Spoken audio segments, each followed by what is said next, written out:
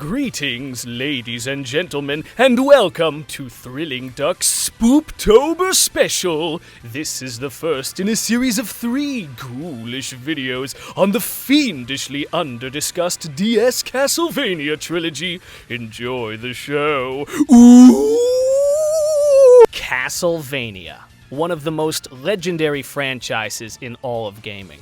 Unfortunately, these days, it's as dead as Dracula's cold, unbeating heart, trapped in the catacombs of Konami's IP vault, but like a vampire rising from its coffin, it resurrects itself in my replay queue quite frequently.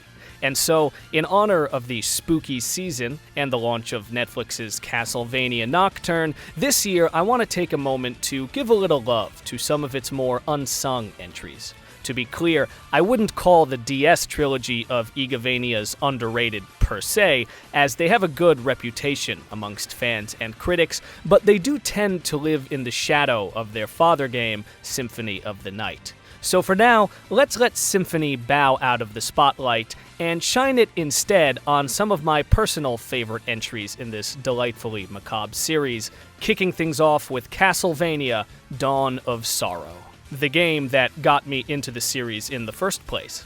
Dawn's predecessor, Aria of Sorrow, still gets a lot of love on YouTube. And, I mean, it's well-deserved. I adore that game as well, but I feel like Dawn gets left out of the conversation a lot. For starters, the mere fact that Soma Cruz, the heroic reincarnation of Dracula himself, received a second game to star in at all is just awesome. Soma is my personal favorite character in the franchise, and the tactical soul system is just iconic. Bloodstain's Miriam may have taken cues from Shinoa in her visual design, but that shard-binding DNA is all Soma. The thing I love about Tactical Souls is that aside from the obvious appeal of having a ton of skills and the thrill of any enemy potentially dropping one at any time, learning skills from enemy monsters in general is just a personal favorite gaming trope of mine. Whenever it does appear, I'm always so hyped.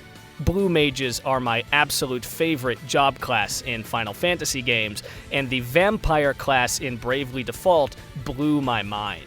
With this context, I think you can see why having a whole game built around the concept gets an almost viscerally enthusiastic reaction out of me. And a whole second game, no less, in this particular case. Narratively, Dawn isn't quite as strong as Aria, but I think it still has a cool concept.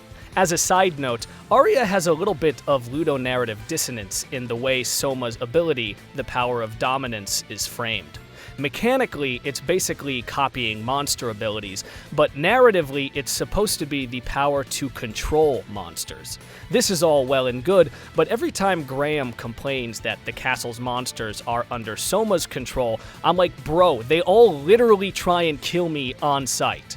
Tangent aside, Dawn's idea of multiple competing Dark Lord candidates is neat, although I wish the character designs for Dimitri and Dario hadn't been quite so aggressively unappealing. This goes beyond the art style, too. The designs for the new characters in this game kinda suck ass. Having said that, the sprite work is a very large improvement over Aria's, with considerably larger and more detailed characters, monsters, and even weapons and soul skills. Dawn of Sorrow is an evergreen game for me. It's short, sweet, and just crazy fun. The simple addition of the doppelganger soul alone boosts the fun factor of its moment-to-moment gameplay above Aria of Sorrow for me personally, as it allows the player to save 2 completely different equipment and soul loadouts to swap between at the push of a button. But just in general, it's more Igavania goodness, all of which is peak for the genre. Exploring the castle, obtaining new weapons and powers, finding shortcuts between its interconnecting areas, and encountering new abominations to cut, fry, freeze, or blast your way through. Soul drop rates can be a bit abysmal at times, but I think the idea behind this is for each casual playthrough to feel different, or for players to keep cycling through New Game Plus in order to increase their soul stock. I really only have 2 criticisms for the main game, and one of them is kind of more of a personal taste thing. This subjective issue is that I really don't love most of the progression abilities in Dawn of Sorrow. Boss fights in Soma's games are always extra exciting because they mean a guaranteed new soul for your arsenal. But while the offensively oriented ones like Gurgoth, Aguni, Death, and Abaddon kick ass, the progression-oriented ones are largely situational and uninteresting. Double jumping is a staple, but it would have been cooler if it was animated as a flap of Malthus's jet black wings rather than a dinky little mid-air flip. The Puppet Master is conceptually interesting, and could have been cool and perhaps had some more practical use if it could be thrown more than like 2 feet in front of you. But it can't, so it's little more than a glorified door key. Of course, the passive ability to move underwater is whatever, and don't even get me started on using the touchscreen to break ice blocks in like 3 rooms with the Balor Soul. I do really like the improved flying armor and Bat Company soul sprites, although the bat form is noticeably slower than it was in Aria for some reason. My more objective complaint is the impact that Yoko Belnades' weapon synthesis shop has on the game's design. I respect the idea of keeping stronger weapons gated behind it to a degree because it encourages players to engage with it. The problem is that I feel like the developers took this too far, to the point that there's much less gear to find as a reward for exploration than in most other Igavanias, and the gear you do find is a lot weaker and less exciting as a result. Oh, and also magic seals are a thing. I think all reviews of Dawn are contractually obligated to complain about magic seals. Honestly, what annoys me most about them isn't even that they're a pain in the ass, but that they're considered rewards for exploration. So much so that your reward for reaching the throne room in Dawn is the last magic seal.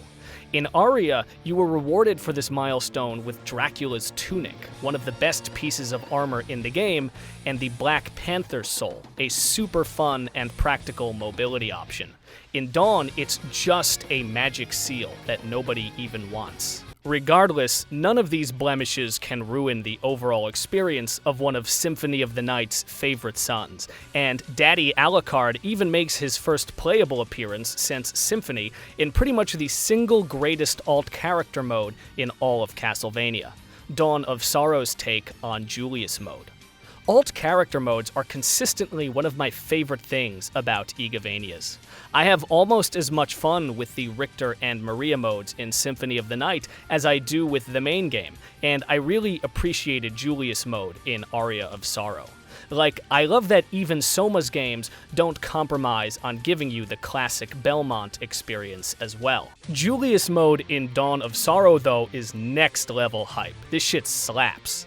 In what is essentially an homage to Castlevania 3 and its multiple heroes, Dawn's Julius mode starts you off as Julius Belmont, but allows you to also recruit Yoko Belnades and Alucard himself, and switch to them on the fly. Naturally, Julius mirrors Trevor from Castlevania 3, Yoko mirrors Sypha, and Alucard mirrors, well, himself. Dawn of Sorrow was also years ahead of its time in pretending Grant never existed, despite Hammer being right there, but whatever. Julius has all the classic sub-weapons and the Grand Cross ability, Yoko has all 3 of Sypha's magic spells, and Alucard has both of his Castlevania 3 abilities, plus the gravity boots from Symphony. I would have loved to see his forms of Wolf and Mist return too, but I suppose they would have been a bit redundant within Dawn's world design, and what we got is more than enough. And to top it all off, this mode is even framed as a follow-up to Dawn's non-canon bad ending, where Soma becomes the new Dark Lord and basically takes up Dracula's mantle. This means that the final boss has instead been replaced with a completely original fight against Soma, who uses a mix of classic Dracula shenanigans and some of the very same souls that the player has access to in the main game, including the Great Axe and Gaibun souls in his first form, and the Harpy, Larva, Aguni, and Abaddon souls in his second.